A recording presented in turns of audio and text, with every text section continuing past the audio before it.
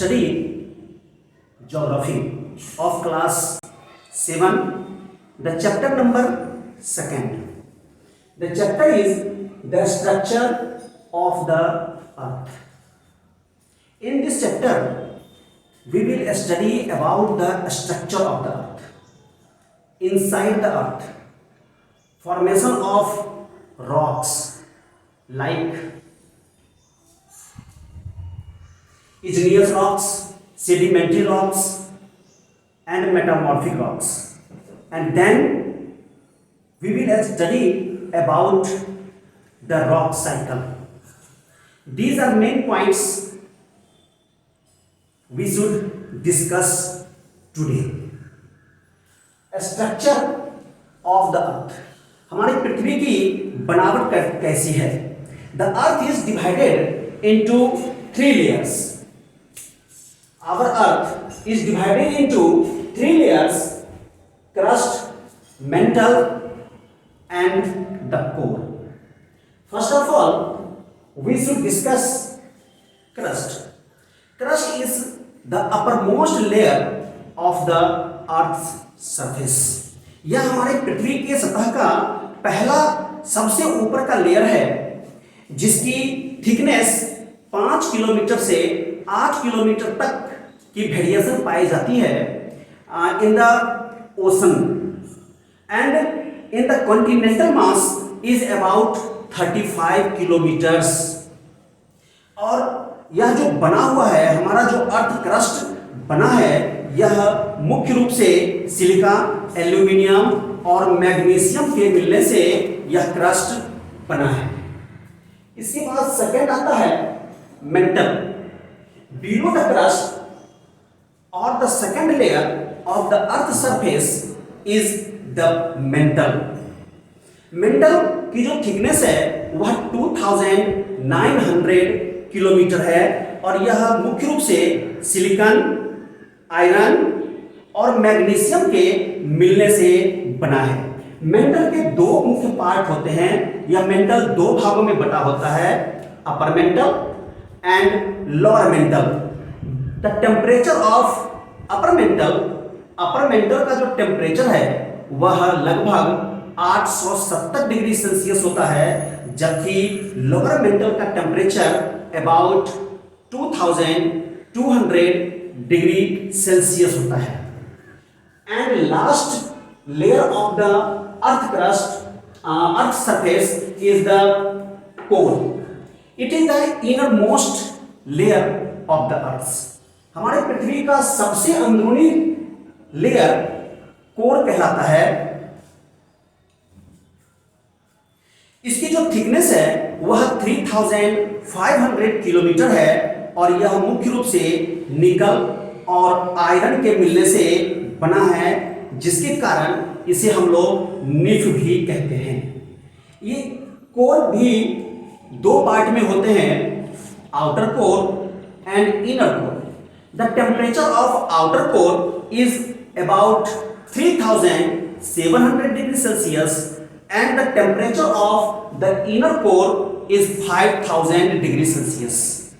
इस प्रकार हम लोगों ने स्ट्रक्चर ऑफ अर्थ देखा, जहां आपको बताया गया कि our earth is divided into 3 main layers: crust, mantle and core. And now rock and minerals. अब हम लोग सेकेंड टॉपिक्स पर चर्चा करेंगे, जो है rocks and minerals. Minerals are naturally occurring substance found in the earth crust. यह minerals naturally, प्राकृतिक रूप से यह उपलब्ध होता है, जो हमारे क्रस्ट में यह पाया जाता है. यह मेटालिक भी होता है और नॉन मेटालिक के रूप में भी है. Metallic like iron and copper, और non metallic like mica and sulphur. और इसमें एनर्जी मिनरल्स भी पाए जाते हैं, जैसे coal and petroleum. Minerals have a wide range of colour, hardness, texture and lustre. आगे हम लोग देखेंगे types of rocks on the basis of Their formation, rocks can be classified into 3 different types. इसके रॉक्स के formation के आधार पर rocks को 3 types में क्लासिफाइड की गई है। Igneous rocks, sedimentary rocks and metamorphic rocks. अब हम लोग यहाँ इन तीनों के बारे में एक एक करके डिस्कस करेंगे और समझेंगे कि इग्नियस रॉक्स का फॉर्मेशन कैसे होता है।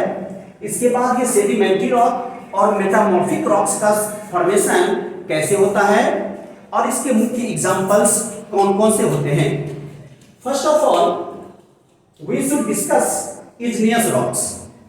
Igneous rocks is known as primary rocks because igneous rocks are directly formed by the magma and then sedimentary and metamorphic rocks formed from the igneous rocks. igneous rocks का निर्माण सबसे पहले होता है, कैसे होता है उसका डिस्कस हम लोग करेंगे और उसी से बाद में सेडिमेंट्री और फिर मेटामॉर्फिक रॉक्स बनता है। किस प्रकार बनता है इग्नियस रॉक से सेडिमेंट्री और मेटामॉर्फिक रॉक्स, उस पर भी हम लोग डिस्कस करेंगे। लेकिन सबसे पहले हम लोग समझते हैं इग्नियस रॉक्स। इग्नियस यह एक इंग्लिश वर्ड है जिससे लिया गया है, विच मीन्स जिसका मीनिंग होता है फायर। इग्निस मीन्स फायर और इग्नियस अर्थात यह फायर से बना हुआ है। तो किस प्रकार बना यह फायर से, उसे अब हम लोगों को देखना है। इग्नियस रॉक्स सबसे पहले यह मैग्मा के कूलिंग डाउन होने से होता है। हम लोग जानते हैं कि पृथ्वी के अंदर inside the earth rocks are in the molten form called magma, जिसे मैग्मा कहते हैं, जो पृथ्वी के अंदर चट्टान पिघला हुआ अवस्था में होता है। जब यह मैग्मा पृथ्वी के बाहर आ जाता है तो इसे हम लावा कहते हैं। Lava cooling and solidified very slowly, धीरे धीरे जब यह लावा ठंडा हो जाता है और सॉलिडिफाइड हो जाती है तब यह इग्नियस रॉक्स का रूप ले लेता है। इसे कहते हैं इग्नियस रॉक्स, जिसके मुख्य एग्जाम्पल्स में आता है ग्रेनाइट, बसाल्ट, ये इसके मुख्य एग्जाम्पल्स हैं। आगे हम लोग देखेंगे, ये था इग्नियस रॉक्स। अब सेकंड आता है सेडिमेंट्री रॉक्स। जैसा कि इसका नाम है सेडिमेंट्री, सेडिमेंट्स अर्थात यह सेडिमेंट्स से सेडिमेंट्री रॉक का निर्माण हुआ है। कैसे बना?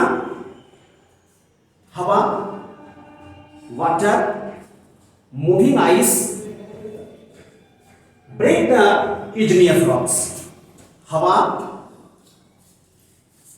water, running water and moving ice break the igneous rocks into sediments. These sediments carried down by the rivers and sediments into the lake, seas and ocean floors, where sediments get stored and slowly they solidify and form the sedimentary rocks. यहां आपने देखा कि sedimentary rocks का निर्माण कैसे हुआ। हवा, पानी, आइस आदि जब लगातार इग्नियस रॉक्स के ऊपर इसका जब प्रेशर पड़ा तो इग्नियस रॉक्स छोटे छोटे सेडिमेंट्स में टूट गए। ये सेडिमेंट्स नदियों के द्वारा बहाकर ले जाए गए और फिर उन्हें सीज, ओशंस, लेक्स के फ्लोर पर इसे स्टोर कर दिया गया, जहां ये स्टोर होकर धीरे धीरे ये सीमेंटेड हो गए, कठोर बन गए और इन्होंने इनका रूप हो गया सेडिमेंट्री रॉक्स।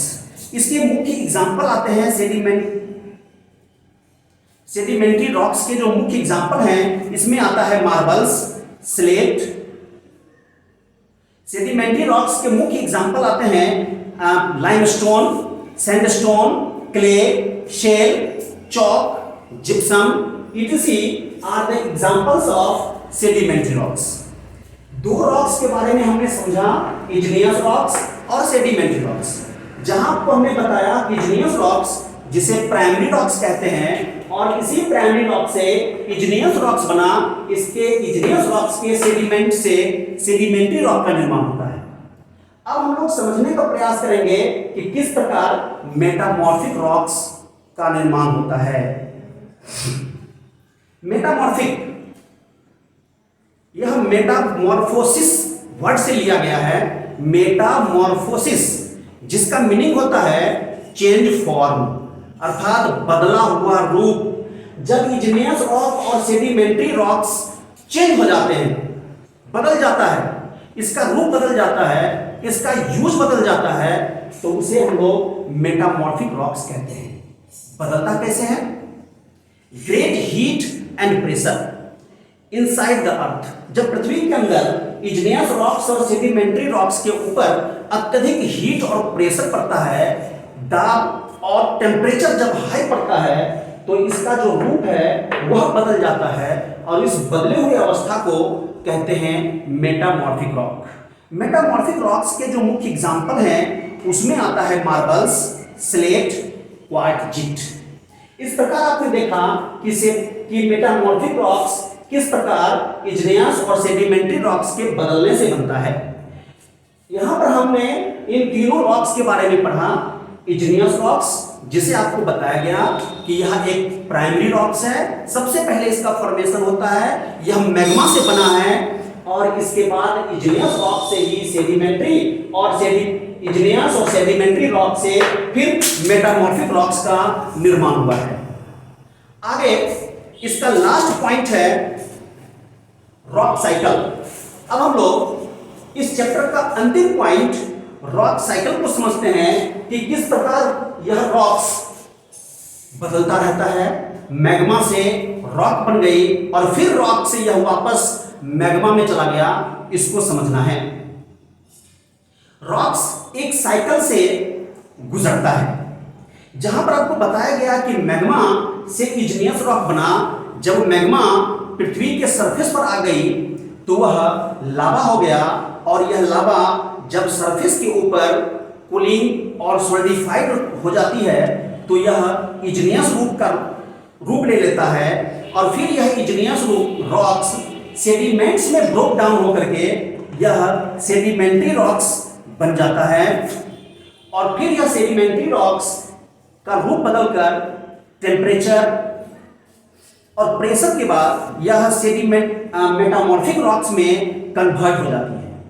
फिर इन तीनों रॉक्स के ऊपर इग्नियस, सेडिमेंट्री और मेटामॉर्फिक रॉक्स के ऊपर जब पृथ्वी के अंदर अत्यधिक फिर से हीट और दाब पड़ता है तो यह फिर से मोल्टेन अवस्था में आ जाती है, जिस मोल्टेन अवस्था को मैग्मा कहते हैं। यही है रॉक साइकिल, जो रॉक से यह मैग्मा बन गया और फिर मैग्मा से वह रॉक बन जाती है, यही रॉक साइकिल कहलाता है। मुख्य रूप से इस चैप्टर में इतना ही था जो आपको समझाया गया। अब फिर हम लोग अगले क्लास में मिलेंगे अगले चैप्टर के साथ।